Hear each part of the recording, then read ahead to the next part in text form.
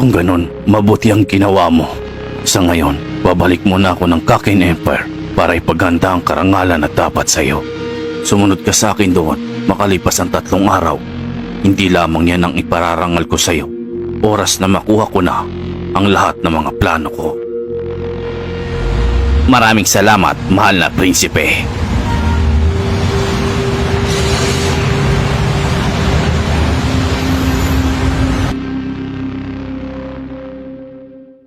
Ano nang desisyon mo ngayon? Ha, may pulang mata? Para makasigurado kami na hindi kayo magtatraidor, kurapi ka, gamitan mo sila ng kapangyarihan mo.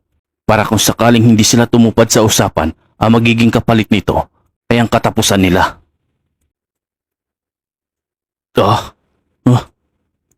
Tama ang naisip ni Lorio.